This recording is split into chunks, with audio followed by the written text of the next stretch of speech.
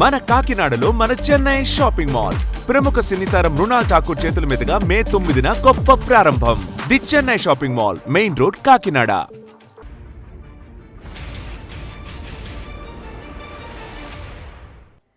నమస్తే, నేను Roja. Welcome to special debate. పశ్చిమ బెంగాల్ రాజకీయ చరిత్రలో కొత్త అధ్యాయం ప్రారంభమైంది. ఎన్నో దశాబ్దాలుగా వామపక్షాలు, ఆ తర్వాత తృణమూల్ కాంగ్రెస్ ఆధిపత్యం కొనసాగిన బెంగాల్ గడ్డపై ఇప్పుడు కాషాయ జెండా ఎగిరింది. సోనార్ బంగ్లా నినాదంతో ఎన్నికల బరిలోకి దిగిన భారతీయ జనతా పార్టీ చివరకు బెంగాల్ కోటను కైవసం చేసుకుంది. ముఖ్యమంత్రిగా సువేందు అధికారి ప్రమాణం చేశారు. అట్టహాసంగా జరిగిన ఈ కార్యక్రమానికి బీజేపీ ప్రధానమంత్రి నరేంద్ర మోదీతో సహా జాతీయ నాయకత్వం హాజరైంది. ఎన్డీఏ మిత్రపక్షాలు హాజరయ్యాయి. జాతీయవాదం, సరిహద్దు భద్రత, అక్రమ చొరబాట్ల నియంత్రణ, రోహింగ్యాల తరిమివేత, ఎన్ఆర్సీ, సీఏఏ వంటి అంశాలనే ప్రధాన ఎజెండాగా తీసుకుని ప్రజల ముందుకు వెళ్లిన బీజేపీ ఇప్పుడు అధికారంలోకి వచ్చిన తర్వాత ఏం చేయబోతోంది? ఎన్నికల ముందు వరకు బెంగాల్ అంటే రాజకీయ హింస, బాంబ్ కల్చర్, సరిహద్దు చొరబాట్లు, ఓటు బ్యాంక్ రాజకీయాలు అనేటువంటి విమర్శలు వినిపించేవి.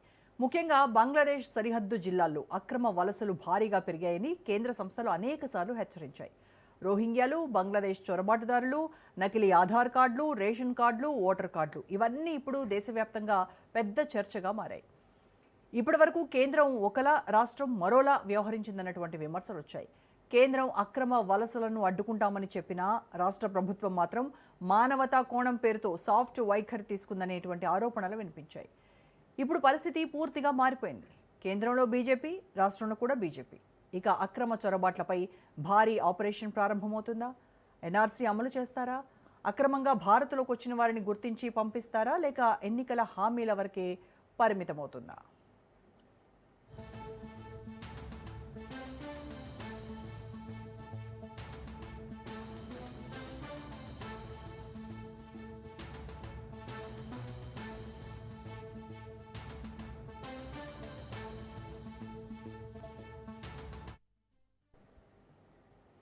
ఇంకో ఆసక్తికరమైనటువంటి పరిణామం ఏంటంటే, బెంగాల్ ఎన్నికల ఫలితాల తర్వాత బంగ్లాదేశ్లో ఆందోళన వ్యక్తమవుతోంది. అక్కడ రాజకీయ పార్టీలు, మతవాద సంస్థలు, కొన్ని మీడియా వర్గాలు భారత్ వైఖరిలో మార్పు వస్తుందని భయపడుతున్నాయి. ముఖ్యంగా రోహింగ్యాల అంశం మళ్లీ తెరపైకి రావడం, సరిహద్దుల్లో కట్టుదిట్టమైన నిఘా పెరగబోతోందన్న ప్రచారం అక్కడ హాట్ టాపిక్గా మారింది. ఇక ఇదే సమయంలో తీస్తా జలాల వివాదం మళ్లీ తెరపైకి రావడం కూడా ఆసక్తికరం. చైనాతో బంగ్లాదేశ్ సాన్నిహిత్యం పెరుగుతోందన్న సంకేతాలు వినిపిస్తున్నాయి. ఒకవేళ బంగ్లాదేశ్ చైనా సంబంధాలు మరింత బలపడితే కనుక అది భారత్కు భద్రతాపరమైన సవాల్గా మారుతుందా? ఈశాన్య రాష్ట్రాల భద్రతపై ప్రభావం పడుతుందా? బెంగాల్లో కొత్త ప్రభుత్వం దీనిపై ఎలాంటి వ్యూహం అమలు చేయబోతోంది?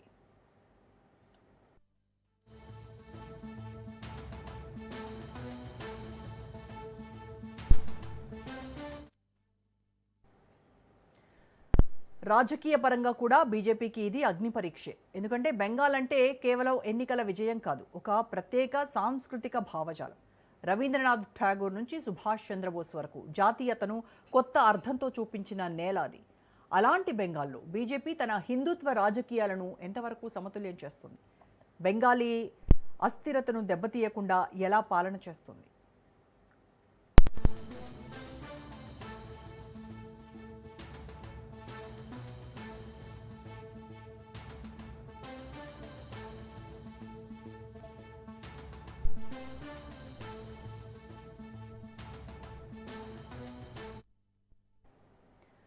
మమతా బెనర్జీ తర్వాత బెంగాల్ ప్రజలు నిజంగా మార్పు కోరుకున్నారా, లేక ప్రత్యామ్నాయం లేక బీజేపీకి అవకాశం ఇచ్చారా?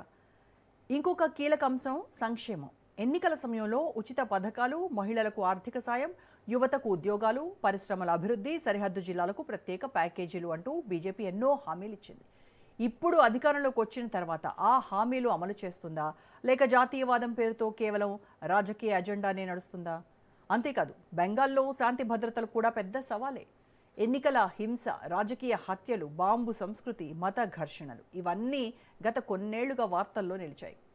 ఇప్పుడు కొత్త ప్రభుత్వం వాటిని అదుపులోకి తెచ్చే శక్తి చూపిస్తుందా, లేక బెంగాల్లో రాజకీయ ప్రతీకారాలు కొత్త రూపం దాల్చుతాయా? మొత్తానికి బెంగాల్లో బీజేపీ విజయం కేవలం ఓ రాష్ట్ర ఎన్నికల ఫలితం కాదు, ఇది జాతీయ రాజకీయాల్లో పెద్ద మలుపు.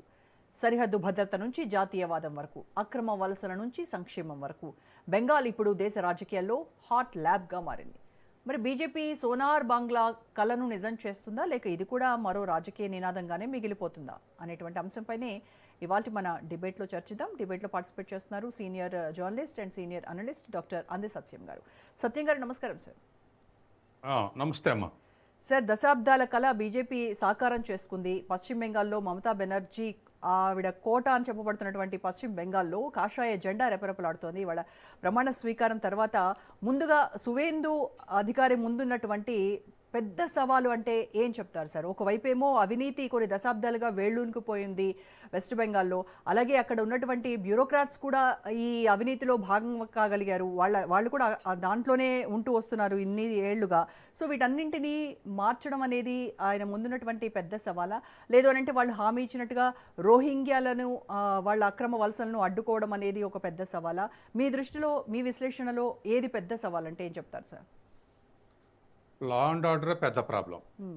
రాజకీయ ఘర్షణల్ని ఆపగలిగితే, రాజకీయ వైరుధ్యాలను పరిష్కరించగలిగితే, ముందు మనం ఎక్కడైనా సోషల్ సైన్స్లో చెప్పేది ఏంటంటే లా and order is a pre requisite for development. అభివృద్ధికి ముందు ఖచ్చితంగా శాంతి భద్రతలు ఉండాలి. అవి లేకపోతే ఫారెన్ క్యాపిటల్ రాదు, డొమెస్టిక్ క్యాపిటల్ రాదు. ఇండియన్ క్యాపిటలిస్టులు పోయి ఘర్షణల దగ్గర పెట్టుబడులు పెట్టరు. ఫారెన్ క్యాపిటల్గా వచ్చి మత ఘర్షణలు లేకపోతే రాజకీయ ఘర్షణలు ఉండే దగ్గర పెట్టుబడులు పెట్టరు. కాబట్టి వాళ్ళు డెవలప్మెంట్కు ముందు ప్రశాంతత కావాలి, క్యాపిటల్ ఫ్లోకు ముందు లా అండ్ ఆర్డర్ కావాలి. కాబట్టి ఇదే పెద్ద సవాల్. మీరు ఇంతకుముందు చెప్పినట్టుగా చాలా చోట్ల రాజకీయ ఘర్షణలు నిరంతరాయంగా గత 50 ఏళ్లుగా కొనసాగుతున్నాయి. కాబట్టి ఈ ఘర్షణలు నివారించగలిగితే ముందు ఎవరి జీవితం వాళ్ళు గడపగలిగితే ప్రశాంతంగా, అప్పుడు అగ్రికల్చర్ అయినా, సర్వీస్ సెక్టర్ అయినా, లేదా ఇండస్ట్రియల్ సెక్టర్ అయినా డెవలప్ అయ్యేటువంటి అవకాశం ఉంది. లెఫ్ట్ ఫ్రంట్ ఉన్నప్పుడు మా మీద దాడులు చేస్తారని తృణమూల ఆరోపణలు ఉండేవి.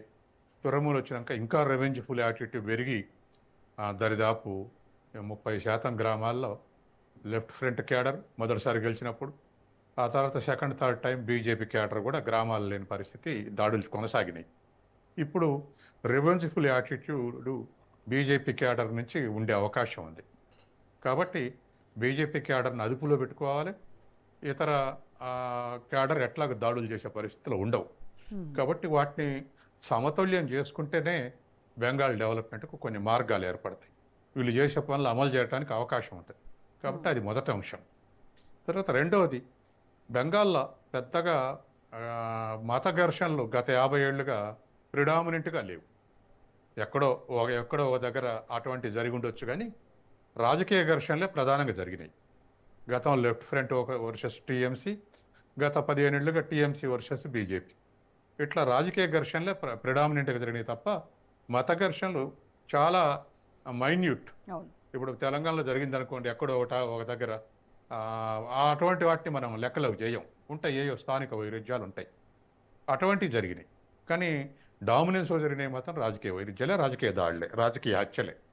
కాబట్టి కొత్తగా మత ఘర్షణలో పూనుకుంటారని నేను అనుకోను. దానికి బీజేపీ నష్టపోద్ది, బెంగాల్ నష్టపోద్ది ముందు బీజేపీ కన్నా కూడా.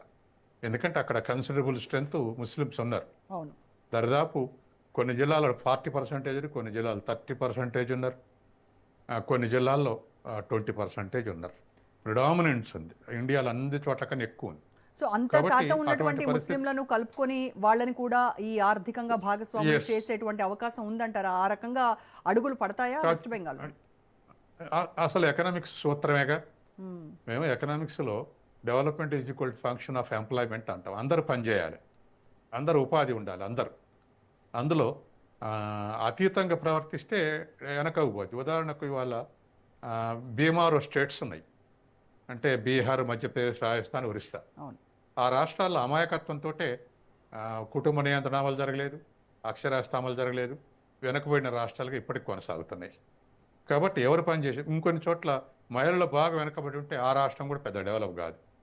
కాబట్టి మహిళల పార్టిసిపేషన్ ఎంత ఇంపార్టెంటో, అన్ని రిలీజియన్స్, అన్ని క్యాస్ట్ల పార్టిసిపేషన్ కూడా అంత ఇంపార్టెంట్. కాబట్టి ఇన్క్లూజివ్ డెవలప్మెంట్ అంటే అన్ని వర్గాలు, అన్ని కులాలు, అన్ని మతాలు, వీళ్ళందరికీ భాగస్వామ్యం ఉండాలి అభివృద్ధిలో. అది సాధ్యం కాదు ఒకరిని పక్కకు పెట్టి అభివృద్ధి కావటం అనేది. అంతేందుకు ఒక 5గురు కుటుంబం ఉన్నటువంటి సభ్యుల్లో ఒకళ్ళిద్దరు పని చేసి మిగతా వాళ్ళు కూర్చొని తినేవాళ్ళు ఉంటే, అవును. ఇంకా అది అట్లాగే ఎప్పటికీ ఎదగదు. ఎక్కువ మంది పని చేసే వాళ్ళు ఉంటే, ఎక్కువ మంది పని చేసే వాళ్ళు ఉంటే, కాబట్టి ఆ, ఆ, అందుకని ఒక వర్గాన్ని పక్కకు పెట్టి అనేటువంటిది సాధ్యం కాదు. తర్వాత మూడో అంశం కూడా మనం గమనిస్తుంది ఏంటంటే, బీజేపీ గెలిచిన రాష్ట్రాల్లో కూడా గెలిచేంత వరకు ముస్లింలు వ్యతిరేకంగా హిందుత్వాన్ని అగ్రెసివ్గా తీసుకుపోతారు. గెలిచిన తర్వాత అగ్రెసివ్ తగ్గిస్తారు. ఎందుకు తగ్గిస్తారంటే అడపదడప దాడులు ఉంటాయి కానీ తగ్గిస్తారు. ఎందుకు తగ్గిస్తారంటే శాంతి భద్రతలు లేని రాష్ట్రాలు అభివృద్ధి కావు. శాంతి భద్రతలు పరిపాలించే పార్టీ బీజేపీ కూడా అవసరమేగా. ఉమ్, కాబట్టి చాలా రాష్ట్రాలు చూస్తున్నాం. ఎలక్షన్ ముందు అగ్రెసివ్గా ఉన్న హిందుత్వ ఎజెండా అధికారంలోకి వచ్చిన తర్వాత వెనక పట్టుబట్టుంది. కావాలని వెనక పట్టుబట్టుంది. ఎందుకంటే శాంతి భద్రతలు అవసరం. అధికారంలో రావటం కోసం అగ్రెసివ్గా ఉంటారు. అధికారంలోకి వచ్చిన తర్వాత మళ్ళీ డెవలప్మెంట్ చూడాలి కాబట్టి అది వెనక్కి తీసుకుంటారు. కాబట్టి బెంగాల్లో ముస్లిం వర్సెస్ హిందూ ఘర్షణలు జరుపుతారని నేను అనుకోను. ఉమ్, కాబట్టి శాంతి భద్రతలు ఉంటే, తర్వాత శాంతి భద్రత లేకపోతే ప్రభుత్వం బదనామైతే ఆ ఏ ఘర్షణలని చూడరు. కరెక్ట్. ప్రభుత్వం బదన అయితే రాజకీయ పార్టీ బలమైంది. ఉమ్. కాబట్టి సామరస్యానికే బీజేపీ ప్రయత్నిస్తుంది అనుకుంటున్నా. సరే, ఇప్పుడు ఇక మూడో అంశం, యా ప్లీజ్ కంటిన్యూ. ఇప్పుడు మూడో అంశం మీరు లేవనెత్తినటువంటి అంశం రోహింగ్యాలు బంగ్లాదేశ్ నుంచి అనేటువంటిది అందరు బాధ్యత వహించాలి. గత 15 ఏళ్లుగా పరిపాలిస్తున్నటువంటి బీజేపీ బాధ్యత వహించాలి. గత 15 ఏళ్లుగా బాధ్యత వహిస్తున్నటువంటి టీఎంసీ బాధ్యత వహించాలి. ఎవరైనా బాధ్యత వహించాలి. అయితే కేవలం వాళ్ళ మీద బీజేపీ మీద నెట్టేయటం కరెక్ట్ కాదు. ఎందుకంటే హసీనా ప్రభుత్వం ఉన్నప్పుడు, మన దేశంలో ఫ్రెండ్లీ గవర్నమెంట్స్ ఉన్నప్పుడు ఈ రాకపోకలు అనేది నార్మల్గా తీసుకున్నారు. ఇది అదేం పెద్ద వెంజన్స్గా తీసుకోలేదు. అట్లా రావటం పోవటం అనేది దరిదాపు ప్రైవేట్ పనుల కోసం కూడా అటుపోయి ఇటు పోవటం అనేటువంటి టెక్స్టైల్ ఇండస్ట్రీస్లో పనిచేయడానికి పోవటం, మన దగ్గర జూట్ ఇండస్ట్రీలో పనిచేయడానికి రావటం, ఇటువంటివన్నీ ఎందుకంటే ఒకటే కల్చర్ ఉన్నటువంటిది. ఉమ్మడి దేశం ఉన్నప్పుడు 40 స్వాతంత్రానికి పూర్వం ఈస్ట్ బెంగాల్ వెస్ట్ బెంగాల్ అది ఇద్దరు బంగ్లాయిలే. తర్వాత ముస్లింలు కూడా అక్కడ ఉన్నారు ఇక్కడ ఉన్నారు ప్రిడామినెంట్గా. కాబట్టి సహజంగానే ఆ మిత్రత్వంలో పెద్ద ఈ రాకపోకల మీద పెద్ద సీరియస్గా పట్టించుకోలేదు. తర్వాత పాకిస్తాన్కి వ్యతిరేకంగా మనం ప్రోత్సహించిన బంగ్లాదేశ్లో అట్లా మిత్రంగా ఉన్నప్పుడు మన దేశం వచ్చినా మనమే మాట్లాడలే. బతకనీయండి. దరిదాపు 1 కోటి మంది యుద్ధం సందర్భంగా పాకిస్తాన్ సైనికులు నరమేధం జరుపుతుంటే బంగ్లాదేశ్ మన దేశానికి వస్తే అనేక రాష్ట్రాల స్థావరాలు ఏర్పాటు చేసి సహాయం చేసినాం. అట్లా వచ్చిన వాళ్ళు కొంతమంది ఉండిపోయారు. కాబట్టి వాళ్ళందరినీ ఇప్పుడు వెక్కడి చేస్తామని బీజేపీ అడుగుతుందని నేను అనుకోను. కానీ రోహింగ్యాలు బంగ్లాదేశ్ నుంచే రాలే, బర్మా నుంచి వచ్చారు. బర్మా నుంచి బంగ్లాదేశ్కి వచ్చారు. ఆంగిన్స్కి అక్కడ ఉన్నటువంటి డిస్టర్బెన్సెస్ తోటి అక్కడి నుంచి ఇక్కడికి వచ్చారు, ఇక్కడి నుంచి ఇక్కడికి వచ్చారు. కాబట్టి అది ఒక బంగ్లాదేశ్లే కాదు, ఈశాన్య దేశాల్లో ఉన్నటువంటి వాళ్ళు వీళ్ళు తట్టుకోలేక సొరబడి ఎంత ప్రాణభయంతో రోహింగ్యాలు వచ్చారంటే నదుల మీద 100 మంది పట్టే పడవల మీద 300 మంది ఎక్కి నదుల్లో మునిగిపోయిన సంఘటనలు అనేకం జరిగినాయి. కాబట్టి అట్లా వచ్చి పారిపోయి వచ్చినటువంటి వాళ్ళు కొంతమంది బంగ్లాదేశాలు, కొంతమంది ఇండియాకి ఇన్ఫిల్ట్రేట్ అయ్యి ఉండొచ్చు. కాబట్టి ఏ దేశమైనా ఇవాళ ఒకప్పుడేమో ఇంటర్నేషనలిజం అని చెప్పేసి ఎవరికైనా మనం పని చేసుకునే హక్కు ఇవ్వాలనుకున్నది. కానీ చాలా దేశాలు ఇప్పుడు డెవలప్డ్ దేశాలు వాళ్ళ దేశాల ఎంప్లాయ్మెంట్ డెవలప్మెంట్ వెనకబడిపోతుంది, మీరు బయటికి పోవాలని వీసా పేరు మీదనో ఇంకో పేరు మీదనో టైట్ చేస్తున్నాయి. అటువంటిప్పుడు భారతదేశం ఏం బజారు కాదుగా. కాబట్టి మన దేశం కూడా మన దేశ బోర్డర్స్ని, మన దేశ పౌరుల్ని మనం ప్రొటెక్ట్ చేసుకోవటం తప్పేం కాదు. కాబట్టి అదేదో బంగ్లాదేశ్ మీద యుద్ధం స్థాయిలో జరుగుతుందని నేను అనుకోను. నెమ్మదిగా ఫిల్టరేట్ అయినటువంటి వాళ్ళని పంపించేటువంటి అవకాశం ఉంది. అసలు ముందే వాళ్ళే కొంతమంది పోయే అవకాశం ఉంది. ఇక ప్రొటెక్షన్ ఉండదు. సపోజు బంగ్లాదేశ్ ముస్లింలు వచ్చారు అనుకుందాం, ఏది ఇన్ఫిల్ట్రేట్ అయ్యి ఇక్కడ ముస్లిమ్స్ దానికి ఆదరించి ఉండొచ్చు. ఇప్పుడు కొత్త గవర్నమెంట్ వచ్చిందయ్యా మా వల్ల కాదంటే వాళ్ళు వెనక్కి పోయే అవకాశం ఉంది. సో వాళ్ళందరూ వాళ్ళు కనుక వెనక్కి వెళ్ళిపోతే అది ఇట్ ఈస్ అండర్స్టూడ్ కదా, అంటే గత ప్రభుత్వం వీళ్ళందరినీ పెంచి పోషించింది అనేటువంటిది మనకి క్లియర్. ఇప్పుడు ఫ్రెండ్లీగా ఉన్నప్పుడు పెంచి పోషించింది అనలేము. ఫ్రెండ్లీగా ఉన్నప్పుడు ఇప్పుడు మన హసీనా ఉన్నప్పుడు వేరు, హసీనా లేనప్పుడు వేరు. ఇప్పుడు హసీనా ఇప్పుడు ఒకటి ఇన్ఫిల్ట్రేట్ అయ్యారు లేకపోతే అక్రమంగా వలస వచ్చారు అంటే మరి హసీనానే ఏమంటుంది? బంగ్లాదేశ్ అక్రమంగా వలస పోయింది, అక్రమంగా భారతదేశం ఉంచుకుని అనుకుంటారు కదా. మరి హసీనా కూడా దానికి ఎందుకే వస్తుంది? ఎందుకు భారతదేశం ఆనర్ చేస్తుంది? హసీనాని. అంటే వాళ్ళ తండ్రి ముజిబుర్ రెహమాన్ ఆ దేశ విముక్తి చేసినటువంటి ఫాదర్ ఆఫ్ నేషన్ అంటారు. ముజిబుర్ రెహమాన్ నిలబెట్టింది మనమే ప్రోత్సహించినాం. ఆ తర్వాత హసీనాని మనమే కాపాడుకుంటూ వచ్చినాం. కాబట్టి ఇప్పుడు మనం ఆనర్ చేస్తుంటే హసీనాని, బంగ్లాదేశ్ అందుకేగా మనతోటి వైరుధ్యం ఉండేది, ఇప్పుడు మనతోటి ద్వేషంతో ఉండేది అందుకే కదా. హసీనాకు మనం స్థావరం ఇచ్చినందుకే కదా. మా దేశం ఉండటానికి వీల్లేదని ఎల్లగొట్టుంటే ఈ వైరుధ్యం రాదుగా. కాబట్టి ఇంటర్నేషనల్ రిలేషన్స్ కొన్నిసార్లు కొన్ని చోట్ల హానర్ చేస్తారు. అట్టనుకుంటే అసలు ప్రపంచవ్యాప్తంగా ఉన్నటువంటి పారిపోయిన వాళ్ళందరూ ఇంగ్లాండ్లో ఉన్నారు ఇప్పుడు. దాన్ని ఇంగ్లాండ్ని పెద్ద డెమోక్రటిక్ కంట్రీ అంటాం. ఎందుకంటామంటే ఇట్లా ఆనర్ చేసినందుకే, అంతర్జాతీయంగా అనేక మందిని ఆనర్ చేసినందుకే. చివరికి అసలు లండన్ మేయర్ ముస్లిం మేయర్ ఎన్నికయ్యిండు. రేపు ప్రధానమంత్రి కూడా ముస్లిం ప్రధానమంత్రి అయ్యే స్థాయికి ముస్లింలు ఉన్నారు ఆ దేశంలో. చుట్టూన్నటువంటి గల్ఫ్ దేశాలు, తర్వాత ఉన్నటువంటి ఇటు దేశం పాకిస్తాను, అందరూ కూడా అక్కడికి చేరారు. ఆయా దేశాల లా అండ్ ఆర్డర్ బాగాలేక, మోడర్న్ కల్చర్ లేక, తర్వాత ఆయిల్ డబ్బులతో ఎక్కువ ధనవంతులైనటువంటి వాళ్ళు, ఇంటర్నేషనల్ కెరియర్ ఉన్నటువంటి వాళ్ళందరూ పోయి లండన్లో సెటిల్ అయ్యారు. ఇవాళ లండన్లో ఎవరంటే ముస్లింలే ప్రిడామినెంట్.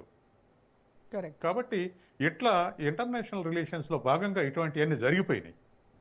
అందుకని అటువంటి వాళ్ళని ఇప్పుడు బంగ్లాదేశ్ వెనక్కి పంపించడం తప్పేం కాదు. వాళ్ళు పోవటం తప్పు కాదు, ఎవరైనా ఇంకా అక్రమంగా ఉంటే పంపించడం తప్పు కాదు. సో ఎక్కువగా ఇక్కడ బోర్డర్ డిస్ట్రిక్ట్స్ అయిన ఈ మాల్డా, ముర్షిదాబాద్, ఈ నార్త్ 24 పరగనాస్, వీటిల్లో ఎక్కువ మంది ఉన్నారు అక్కడ రోహింగ్యాలు అక్రమంగా వచ్చినటువంటి అక్కడ తలదాచుకుంటున్నారు బోర్డర్స్. ఇప్పుడు బోర్డర్ చేయబట్టి ఇటువంటిది సమస్య ఉంటుందండి.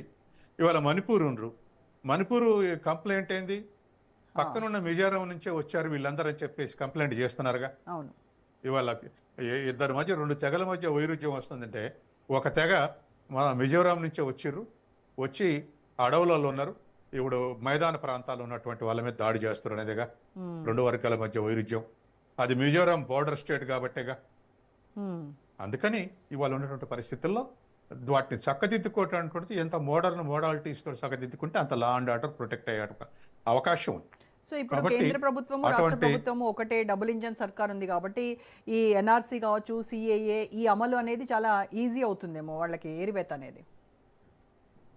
అంటే ఇది రాజకీయ పార్టీల వైఖరి బట్టి ఉంటుంది. ఇప్పుడు భారతదేశ వ్యాప్తంగా అది గందరగోళం ఉందిగా. ఇప్పుడు ఏది ఈ సిఏఏ కానీ లేకపోతే మరొకటి కానీ ఎన్ఆర్సీ కానీ. కాబట్టి ఈ రెండు కూడా భారతదేశ వ్యాప్తంగా చర్చనీయాంశంగా ఉంది. అస్సాంలో మరీ సీరియస్గా ఉంది, మిగతా దేశంలో కూడా అటువంటి చర్చ ఉంది. వాటన్నిటికీ నెమ్మదిగా ఏకాభిప్రాయం సాధిస్తుంటే ఆ సమస్యలు తగ్గుతాయి.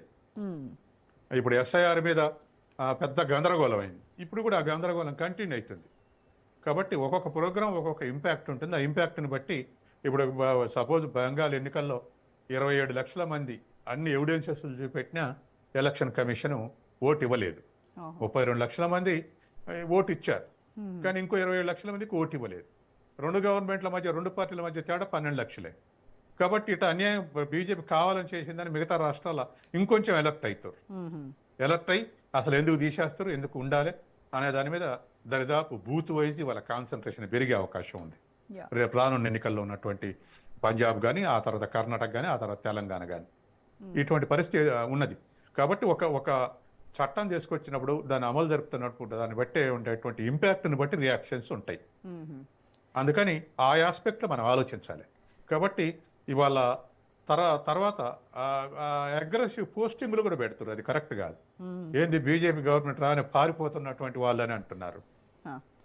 రైల్వే స్టేషన్ల కిటికెట్ల అవి రెచ్చగొట్టడానికి పనికి వస్తాయి. అంటే కన్సాలిడేషన్ చేయడానికి ఇటువంటివి చేస్తుంటారు. ఇవి దేశ అభివృద్ధికి ఉపయోగపడవు. వాళ్ళు పోయేవాళ్ళు పోతారు, పోనీయండి. పోయిన వాళ్ళు మిగిలిన వాళ్ళు ఉంటే ఇంకా అక్రమంగా ఉంటే వాళ్ళని కూడా పంపించేయచ్చు. కాబట్టి దాని ఒక అగ్రెసివ్నెస్ క్రియేట్ చేస్తే సమస్యలు వస్తాయి. ఇప్పుడు ముందు రాష్ట్రంలో ఉన్నటువంటి శాంతి భద్రతల విషయంలో దానిపైన ఎక్కువ ఫోకస్ చేయాలి, దాన్ని కంట్రోల్లోకి తీసుకురావాలి. ఎందుకంటే మనం చూసాం సార్, సింగూరు, నందిగ్రామ్ ఘటనల తర్వాత అసలు రాష్ట్రానికి పరిశ్రమలు రావడం అనేది తగ్గిపోయింది. వచ్చినటువంటి పెట్టుబడులు కూడా వెనక్కి వెళ్ళినవి చూసాం మనం. సో ఇప్పుడు ఈ ఐటీ కానీ, ఈ మ్యానుఫ్యాక్చరింగ్ ఇండస్ట్రీ కానీ ఇవన్నీ కాస్త బలపడేటువంటి అవకాశం ఉంటుంది ఆబ్వియస్గా, ఈ శాంతి భద్రతలు కనుక సబ్సైడ్ అయిపోతాయి, ఆందోళనలన్నీ. ఈ అసలు ప్రశాంతత మీదనే ఉందండి. నేను ఇంతకుముందు చెప్పాక డొమెస్టిక్ క్యాపిటల్ కానీ, ఇంటర్నేషనల్ క్యాపిటల్ కానీ ఫ్లో అనేది లా అండ్ ఆర్డర్ మీదనే ఆధారపడి ఉంది. ఒక్క మన దేశంలో కాదు, గతంలో ఎల్టీటీ సమస్య పరిష్కారమైనాక కూడా శ్రీలంకకు టూరిజం వాళ్ళ మెయిన్ ఇన్కమ్. అవును. ఒక్కసారి బాంబు పేలి 400-500 మంది చనిపోయారు. ఆ బాంబు పేలిన తర్వాత టూరిస్టులు బీక్కపోయారు. వాళ్ళకి ఫారెన్ మరింగ్ కష్టమైంది, ఫారెన్ ఎక్స్చేంజ్ కష్టమైంది. ఆ తర్వాత అప్పుల IMF దగ్గరకు అప్పుల కోసం పోయారు శ్రీలంక గవర్నమెంట్ మొన్న ఈ దశనాయక రాకముందు. కాబట్టి అటువంటి సంఘటనలు జరుగుతాయి. ఇప్పుడు మన దేశంలో కూడా రోజు రూపాయలు పడిపోవటం పెరగటం ఎందుకు జరుగుతుంది అనుకుంటున్నారు? ఫారెన్ ఇన్వెస్టర్స్ అంటే ఈ స్టాక్ మార్కెట్లో పెట్టేదాన్ని హాట్ మనీ అంటారు. ఈ హాట్ మనీ సాయంత్రం వచ్చి ఉదయం పోద్ది. ఇవి ఇవి మన దేశం వస్తేనే మనకు డాలర్ డిమాండ్ తగ్గి మన రూపాయి వాల్యూ పెరుగుద్ది. అవి వెనక్కు పోతేనే డాలర్ స్కేర్సిటీ ఏర్పడి మన రూపాయి వాల్యూ పడిపోద్ది.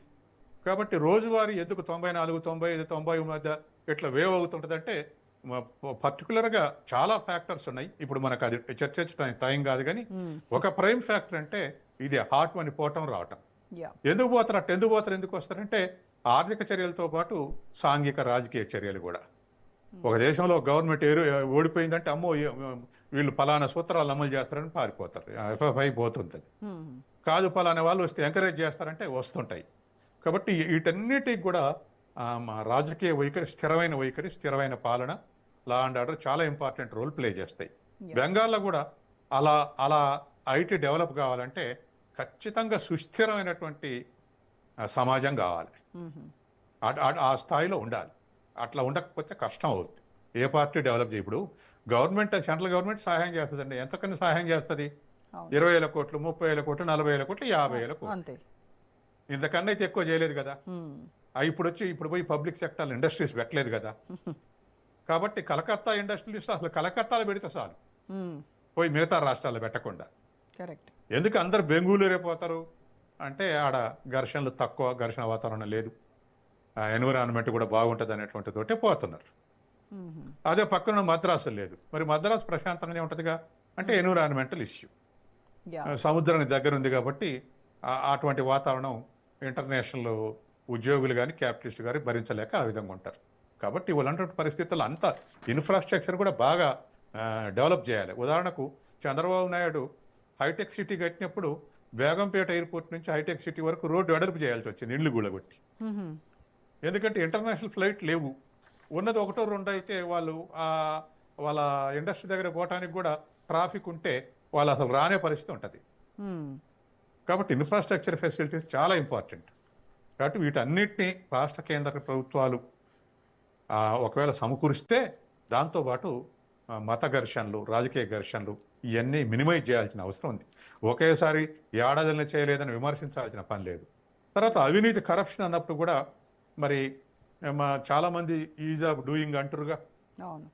అంటే అన్ని ఒకే గవాక్షం ద్వారా పర్మిషన్స్ ఇస్తాం, తర్వాత మేము ఎంకరేజ్ చేస్తాం, ఇన్ఫ్రాస్ట్రక్చర్ ఫెసిలిటీ కల్పిస్తాం, ఎక్స్పోర్ట్ ఇంపోర్ట్స్ ఇబ్బందులు ఉండవు, ఇవన్నీ చెప్తున్నారు కదా. మరి అది కూడా కావాల్సి వస్తుంది. అవి లేకుండా ఇప్పుడు ఇప్పుడు వచ్చిన ముఖ్యమంత్రి అధికారే, సువేంద్ర అధికారే గతంలో శారదా కుంభకోణంలో నెంబర్ అక్యూజ్డ్. శారదా కుంభకోణంలో మమతా బెనర్జీ మేనలుడు, ఈయన ఎక్కువ అక్యూజ్డ్. కాబట్టి 30 తిప్పలు పెట్టారు బీజేపీ వాళ్ళు, CBI కేసు పెట్టి ఈడీ దాడులతోటి. ఇప్పుడు అవన్నీ ఏమైతే చూడాలి. అవును, అసలు ఇంతకుముందు CBI, ED వంటి సంస్థలను విచారించేందుకు రాష్ట్రంలోకి రానివ్వలేదు కదా. అవును, కాబట్టి అవన్నీ ఇప్పుడు ఏమైతే కూడా చూడాలి. కరెక్ట్. అందుకని ఆ ముఖ్యమంత్రి ఇమేజ్ కూడా పనికి వస్తుంది. ఇప్పుడు ఆ ఇమేజ్ లేకపోతే ఎంత త్యాగం చేసినా కష్టమే. ఇప్పుడు కర్ణాటక ఉంది, కర్ణాటకలో బీజేపీ గవర్నమెంట్ ఉన్నప్పుడు అన్ని తిప్పలు పడేది ఎవరు అంటే DK శివకుమారే. ఆయనకు 10,000 కోట్ల ఆస్తి ఉండి ఎప్పుడు జైలునే ఉండు, ఎందుకంటే PCC అధ్యక్షుడు ఉండి బాగా ప్రతిఘటించుండు. ముఖ్యమంత్రి అయ్యొచ్చలకి పెద్ద మనిషి, అందరు ఇష్టపడాడు సిద్ధరామయ్య అయ్యిండు. అంటే త్యాగం ఒకరిదైతే పదవి ఇంకొకరిది అయింది. రెస్పెక్టబిలిటీ, పెద్ద మనిషి, అవినీతి ఆరోపణలు లేవు, ఇంకోటి అంటారు. కాబట్టి ఇవాళ ఎక్కడైనా దాన్ని లీడ్ చేయాలంటే ఆరోపణలు లేనటువంటి వ్యక్తులు కూడా కావాలి. సువేంద్ర అధికారి మీద అటువంటి ఆరోపణలు చాలా ఉన్నాయి. వాటి నుంచి కూడా బయటపడాల్సినటువంటి అవసరం ఉంది. ఇవన్నీ ఒకదాని వెంట ఒకటి చైన్ ఎన్ని రియాక్షన్స్ ఎన్ని ఉంటాయి. ఆరోపణలు చూడాలి. ఉన్నా బీజేపీలోకి వన్స్ ఏ పార్టీ నుంచి వెళ్ళినా అదంతా వాషింగ్ మిషన్, నిర్మా పౌడర్ అంతే, వాళ్ళందరూ ఇంకా పునీతం అయిపోయినట్టే ఇప్పుడు ఆ ఆరోపణలు ఉన్నాయిగా, అదే. ఇప్పుడు ఆ ఆరోపణలు ఉన్నాయిగా. బీజేపీ తోటి మిత్రత్వం ఉంటే 10 ఏళ్ళు బెయిల్ వచ్చినా కేసు నడవట్లేదు. తర్వాత కేసులు ఉన్న వాళ్ళు బీజేపీలు చేరితే అసలు ట్రయల్సే లేవు. కరెక్ట్. ఇవన్నీ ఉన్నాయి కదా. ఒక బీజేపీని అనాల్సిన పని లేదు. ఏ కేంద్ర ప్రభుత్వం ఎగుడు దిగుడు, అంతే, గ్రేడింగ్ తేడా అది. కాబట్టి ఇటువంటివన్నీ నడుస్తున్నాయి. కానీ ఏదేమైనా మనం బెంగాల్ డెవలపింగ్ కావాలని విష్ చేయాలి మనం. అంతే. ఎందుకంటే కొత్త ప్రభుత్వం వచ్చింది, Correct. ఆ రాష్ట్రం డెవలప్ అయ్యి దరిదాపు 8 కోట్ల మంది 9 కోట్ల మంది ఉన్నారా, ఇప్పటికి ఇంకా దాటిర్రు 10 కోట్లు దాటిర్రు ఆ జనాభా. తర్వాత బాగా పాపులేషన్ ఇంటెన్సిటీ ఎక్కువ కేరళ, బెంగాల్లో. యా. 50 ఒక చదరపు కిలోమీటర్లకు భారతదేశంలో 350 ఉంటే అక్కడ 700 ఉంటారు. అంత ఇంటెన్సిటీ, పాపులేషన్ ఇంటెన్సిటీ ఉన్నటువంటి ఏరియా తక్కువ, జనాభా ఒత్తిడి ఎక్కువ. ఎస్. కాబట్టి ఇవన్నీ జియోలాజికల్ ప్రాబ్లమ్స్ ఉన్నాయి, ఎకలాజికల్ ప్రాబ్లమ్స్ ఉన్నాయి, ఎన్విరాన్మెంటల్ ప్రాబ్లమ్స్ ఉన్నాయి. యా. ఇప్పుడు వీటన్నిటిని ఎన్విరాన్మెంట్ ప్రాబ్లమ్స్ లోనే పరిష్కరించుకుంటూ ఈ సిలిగురి కారిడార్, చికెన్ స్నెక్, అదొకటి, తీస్తా జలాలు, వీటన్నింటిలో ఇప్పుడు చైనా ఎంట్రీ ఇవ్వబోతోంది అనేది ఒకటి. సో ఈ చైనా ఎంట్రీ మనకు ఏ రకంగా ముప్పు అంటారు భారత్కు? ముప్పం కానీ ఒకటండి, ఇంటర్నేషనల్ రిలేషన్స్ లో భాగంగా కొన్ని దేశాలు కొన్ని అవసరాల కోసం క్లోజ్ అవుతున్నాయి, అవును. క్లోజ్గా ఉంటున్నాయి. మనం శ్రీలంకలో వచ్చినప్పుడు వామపక్షవాది దశనాయక్ వచ్చాడు, మొత్తం చైనా వైపు మొగ్గబోతుండే అనుకున్నాం. కానీ ఊహించిన దానికన్నా బ్యాలెన్స్గా ఉంటున్నాడు. మాకు ఇండియా తోటి కూడా సంబంధాలు కావాలని కోరుకొని ఇప్పుడు బ్యాలెన్స్గా ఉంటున్నాడు. అట్లే మారిషస్లో కూడా ముస్లిం అధ్యక్షుడైనప్పుడు మనతోటి రివెంజ్ఫుల్గా ఉండబోయిండు. కానీ ఇంటర్నేషనల్ మార్కెట్లో ఒంటరి అవుతామని చెప్పేసి మళ్ళీ ఫ్రెండ్లీగా ఉంటున్నాడు. కాబట్టి అట్లాగే ఇప్పుడు మనం హసీనాకు మనం ఇస్తున్నాం కాబట్టి, స్థానం ఇస్తున్నాం కాబట్టి కొత్తగా వచ్చిన ప్రభుత్వం కొంత వ్యతిరేకత చూపెట్టింది బంగ్లాదేశ్. ఆ తర్వాత ఇప్పుడు ఏదో సంబంధాలు నెలకొల్పుకుంటాం అంటున్నారు. అట్లా నేపాల్ వాళ్ళు ఇప్పుడు వచ్చిన అధికారం ఉన్నటువంటి ఆ కుర్రోడు బాలన్షానా, అతను ఇప్పుడు కొంతకాలం వచ్చిన కాంచి 2-3 నెలల నుంచి నెగిటివ్గా మాట్లాడుతున్నాడు. కాబట్టి ఇటువంటి వాళ్ళందరూ కూడా అవసరాల రీత్యా మాట్లాడతారు, అవసరాల రీత్యా ఇంటర్నల్ రిలేషన్స్ మారుతూ ఉంటాయి. ఏదేమైనా చుట్టూన్న దేశాలతోటి స్ట్రెయిన్ కావటం అయితే మంచిది కాదు మన దేశానికి. తర్వాత రెండోది ఒక క్యాపిటల్ ఉన్న దేశంతో క్యాపిటల్ లేని దేశం అది పోటీ పట్టడం కూడా కష్టం. ఇప్పుడు 50 ఎకరాలు ఉన్నోడితోటి 5 ఎకరాలు ఉన్నోడి పోటీ పట్టడం కష్టం. చైనా $21 ట్రిలియన్ ఎకానమీ, మంది $4 ట్రిలియన్ ఎకానమీ. వాడు సహాయం చేస్తుంటే, దేశాలని చేతులు పెట్టుకొని సహాయం చేస్తుంటే మనం కూడా ఆ స్థితిలో సహాయం చేస్తే కూలిపోతాం. ఉదాహరణకు గతంలో అమెరికా, రష్యా, సోవియట్ యూనియన్ కూలిపోయినప్పుడు ఇదే జరిగింది. డిఫెన్స్ ఎక్స్పెండిచర్ అమెరికా చేస్తూ ఉంటే సోవియట్ యూనియన్ కూడా చేసింది, ఇతర దేశాలకు ఇంకా ఎక్కువ చేసింది. దాంతో అమెరికన్ ఎకానమీ ఆనాడు సోవియట్ యూనియన్ ఎకానమీ కానీ పెద్దది. రిపబ్లిక్స్ అని కలిస్తే ఆనాడు సోవియట్ యూనియన్ కూడా మంచిగానే ఉంది, అయినా పెద్దది. కాబట్టి అది అమెరికా 2% ఎక్స్పెండిచర్ చేస్తే చైనా సోవియట్ యూనియన్ 17 చేయాల్సి వచ్చింది. భారం కదా. కాబట్టి మనం కూడా చైనా తోటి పోటీ పడతాం, చైనా తోటి మనం రాజకీయంగా మాట్లాడొచ్చు, కానీ ఆర్థికంగా కొంత మన వెసులుబాటు మనం చూసుకోవాల్సినటువంటి అవసరం ఉంది. సో బెంగాల్లో ఈ బీజేపీ విజయం సాధించడం అనేది ఈశాన్య రాష్ట్రాల్లో, ఎస్పెషల్లీ ఒడిశా, జార్ఖండ్ వంటి అక్కడ ఆ రాష్ట్రాల్లో రాజకీయ సమీకరణాలు ఏమన్నా మారతాయంటారా? మారుతాయి. ఎందుకంటే గతంలో అబ్సల్యూట్ మెజారిటీ తోటి ఇందిరాగాంధీ పరిపాలించినప్పుడు కూడా ఈస్టర్న్ స్టేట్స్ మనం 7 సిస్టర్స్ అంటాం ఆ రాష్ట్రాలని. ఆ రాష్ట్రాల్లో వేర్పాటువాదులు ప్రయత్నం చేశారు, మన నేషనల్ ఇంటిగ్రిటీని డిస్టర్బ్ చేయడానికి ప్రయత్నం చేశారు.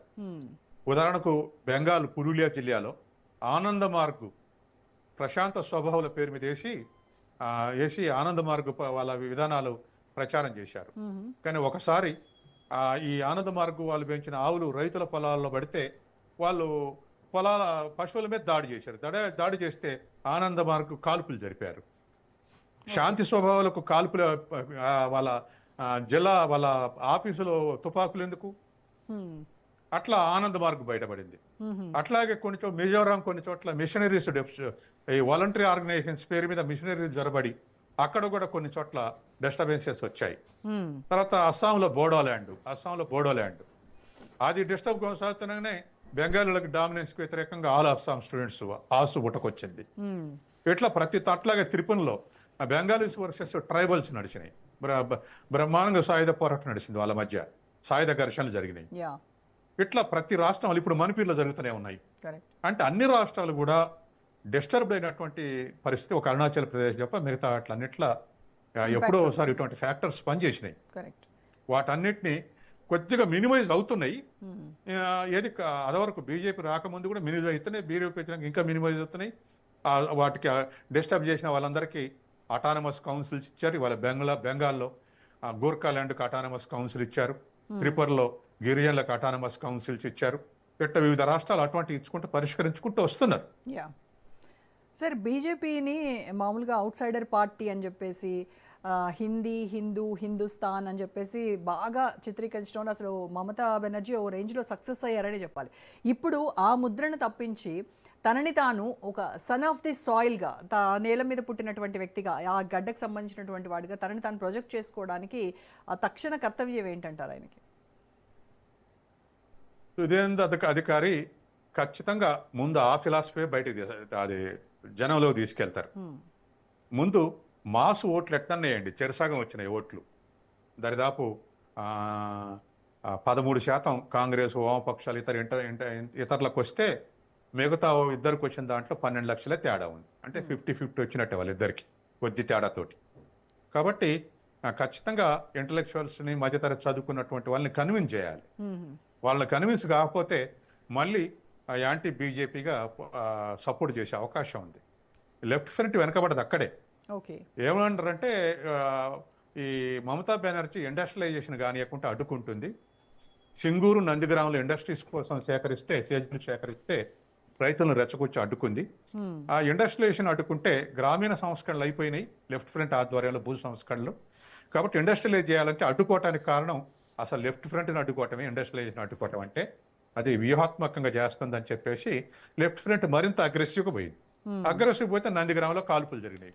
ఆ కాల్పులు జరిగినప్పుడు బెంగాల్లో ఉన్నటువంటి ఇంటలెక్చువల్స్ మొత్తం దాంట్లో 90% లెఫ్ట్ ఫ్రంట్ సపోర్టర్సే. మహాశ్వతి దేవి కానీ ఇంకా చాలా మంది, వీళ్ళందరూ కూడా లెఫ్ట్ ఫ్రంట్ని వ్యతిరేకించారు, కాల్పులకు వ్యతిరేకంగా.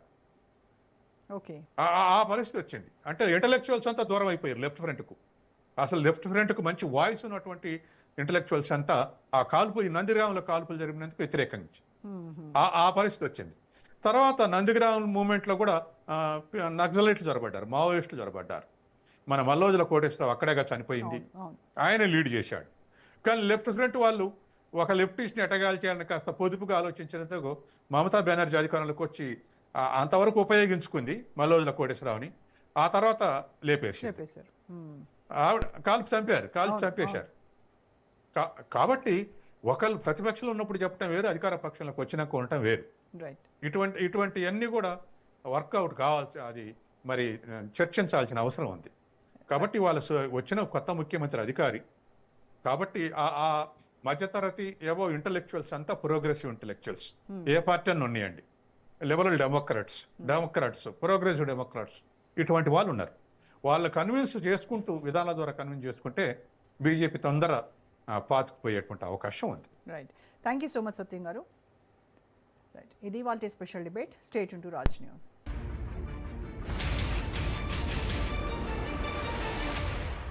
మన కాకినాడలో మన చెన్నై షాపింగ్ మాల్ ప్రముఖ సినీతారం మృణాల్ ఠాకూర్ చేతుల మీదుగా మే 9న గొప్ప ప్రారంభం. The Chennai shopping mall, main road, Kakinada.